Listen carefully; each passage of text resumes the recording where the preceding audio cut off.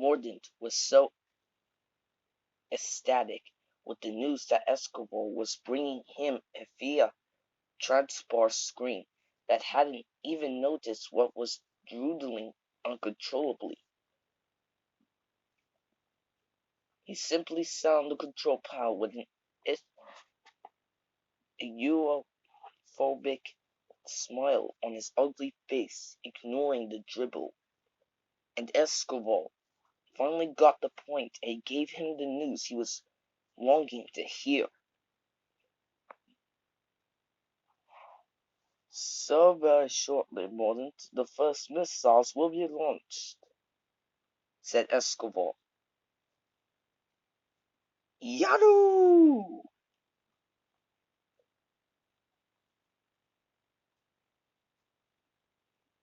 He looked into Mordant's direction and started shouting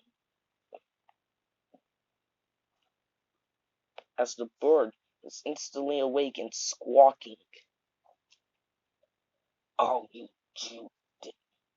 Ah, you're doing again! You're doing again! Mordant's tongue unrolled on an automatic pilot and scooped up the gob while at the same time he grabbed a convenient crystal to glow at the cage, sending it swinging, and the bird screamed even louder.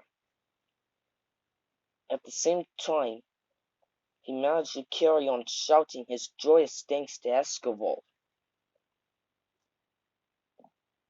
Excellent news, Escobar.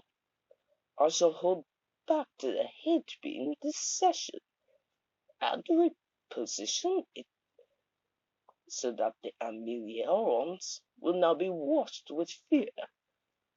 And that way, the battle will be over quickly, and then all that remains.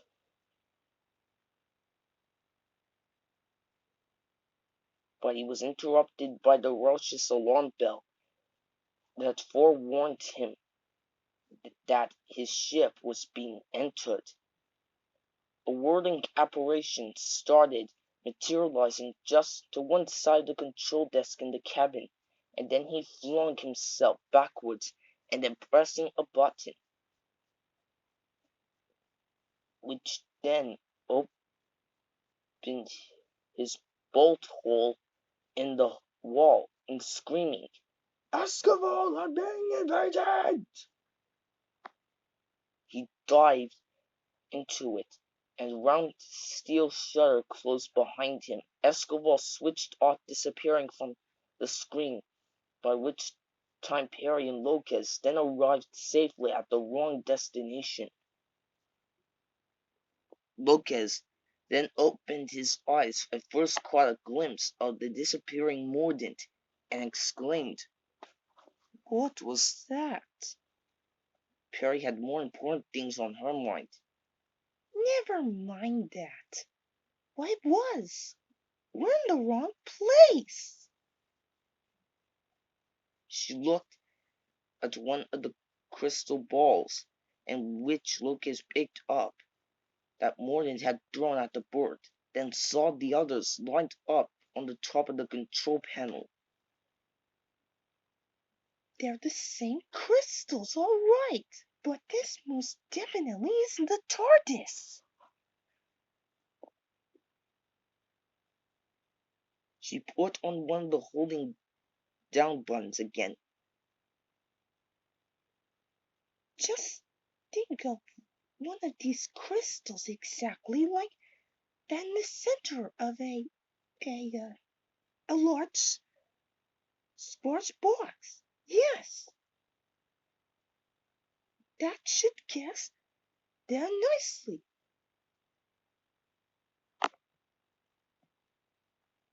Lopez then indicated that he was ready by opening his arms. Perry joined him, and once he had her held tightly, closed their eyes, shimmered and disappeared. The alarm bells that had been ringing all while in the background stopped. There was a slightest pause, Then the steel shutter covering the portal on the wall slid aside, and Morton popped his head out. Once he was sure that the coast was clear, he climbed out of the mud, muttering himself. Darkly, he once more crossed out of the control panel.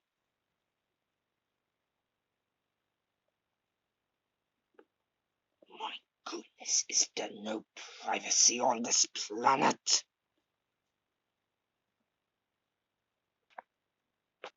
The doctor's face was drained of color.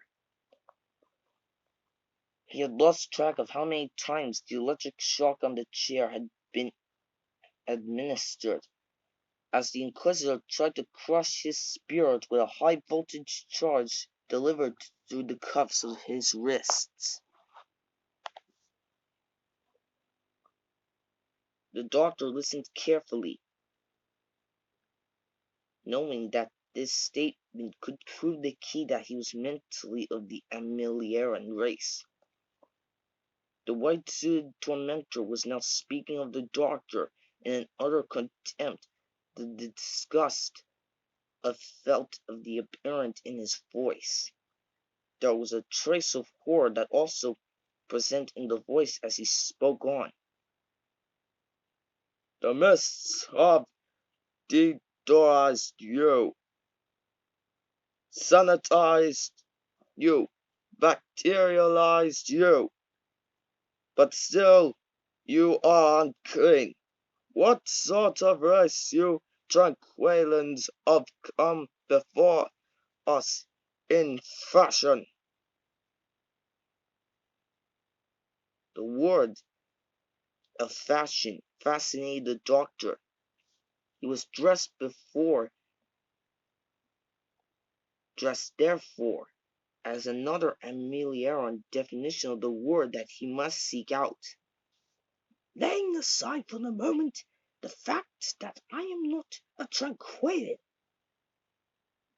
how can you say I have an utterly fashion? I thought I was quite reasonable, turned out to be considering the small difficulties I have been undergoing lately.